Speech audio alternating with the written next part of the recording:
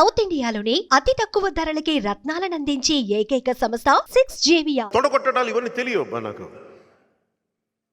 తొడగొట్టడాలు గుండెలు చీల్చుకోవాలి తెలియదు. కానీ నాకు నిజంగా ఒకటే అడగాలనిపిస్తుంది, మీరు కొడితేనే దెబ్బ, మేము కొడితే మీకు దెబ్బ తగలదా?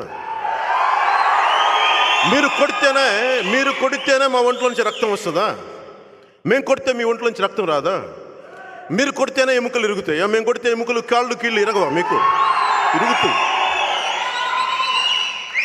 ఎంతకాలం బానిస సంఖ్యలతో ఉంటారు కబంధ హస్తాలను ఆలోచించండి ఒకసారి. నేనున్నాను ఇక్కడ, నాకు పోగొట్టుకోవడానికి సమస్తం ఉంది. నాకు పెద్ద పేరు ఉంది, యాక్టింగ్ కెపాసిటీ ఉంది, డబ్బులు ఉన్నాయి, కుటుంబం ఉంది, బిడ్డలు ఉన్నారు. నా కోసం మాట్లాడట్లా. అన్నీ వదులుకొని ఎందుకు వస్తున్నానంటే నా కుటుంబం అనుకున్నాను. మన వాళ్ళందరూ, మన తెలుగు జాతి మన కుటుంబం అనుకొని వచ్చాను. నేను తగ్గున్నాను యాక్చువల్గా. మొన్నదాకా అందరూ సలహాలు ఇచ్చారు నాకు, నువ్వు ఎలా నిలబడాలి, ఎలా చేయాలని. అందరూ వైసీపీకి వెళ్ళిపోయారు. ఈరోజు పవన్ కళ్యాణ్ దగ్గర అన్నీ వస్తాయి ఐడియాలు. సీట్లు ఎన్నా తెలియదబ్బా నాకు. అన్నీ ఒకటి కాదు. నేను అనేది ఏంటంటే, నువ్వు రిజర్వేషన్ గురించి మాట్లాడినా, ఏమి మాట్లాడినా పద్ధతి ప్రకారం మాట్లాడండి. పింక్ డైమండ్ లాగా టీడీపీ ఆ ప్రభుత్వం ఉన్నప్పుడు ఒకలాగా, ఈ ప్రభుత్వం ఉన్నప్పుడు ఒకలాగా మాట్లాడకండి. నేనే ఉన్నా స్టీల్ ప్లాంట్ గురించి, వైజాగ్ స్టీల్ ప్లాంట్ గురించి.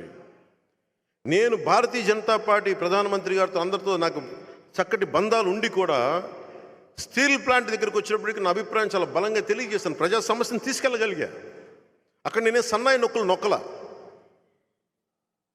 అందుకని ఈ రోజున మనకు కావాల్సింది కన్వీనియంట్గా మాట్లాడే వ్యక్తులు కాదు, నిలబడే వ్యక్తులు కావాలి. అలాంటి నిలబడే వ్యక్తి ఈ రోజున జంగాల శ్రీనివాసులు గారు వచ్చి వారి అబ్బాయిలతో మాట్లాడారు, వారి బ్రదర్ శివ గారితో మాట్లాడారు, జగన్ గారితో, మదన్ గారితో మాట్లాడారు. వాళ్ళు నలుగురితో కూర్చొని ఒకటే చెప్పాను, నేను నా కోసం చేయట్లేదు ఇది, మీరు కూడా మీ కుటుంబం కోసం కాదు, ఇది ఒక చిత్తూరు జిల్లా కోసం కాదు, ఒక నియోజకవర్గం కోసం కాదు, రాయలసీమ ఆంధ్ర రాష్ట్రం కోసం మనం కలిపి చేయాలి. ఏ వర్గాలైతే దెబ్బతున్నాయో, ఏ వర్గాలైతే అణిగిపోతున్నాయో వాటి వెంట మీరు నిలబడండి. మేము కలిసికట్టుగా ఉందాం.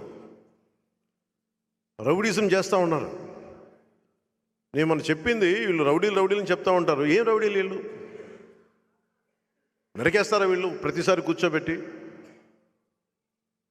నేను మిమ్మల్ని రెచ్చగొట్టట్లా, భయపడద్దని చెప్తున్నా. ఎందుకంటే ఇంత సంఖ్యాబలం ఉన్న కులాలు చాలా ఉన్నాయి అక్కడ. కొద్దిమంది చేతుల్లోకి మీరు ఎందుకు వెళ్ళిపోతారు? భయపడాల్సిన అవసరం ఏముంది? మన బలహీనత ఐక్యత లేక, సంఖ్యాబలం ఉన్న కులాల్లో ఐక్యత లేక జగన్ గారి మనుషులకి మీరు ఊడిగం చేస్తూ ఉన్నారు. ఇది మారాలి.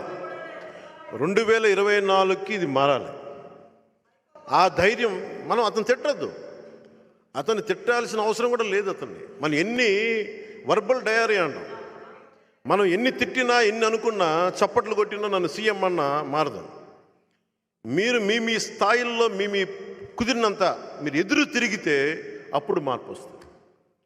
మనం నా దగ్గర గుండెలు చించుకొని వీరంగాలు చేస్తే సరిపోదు.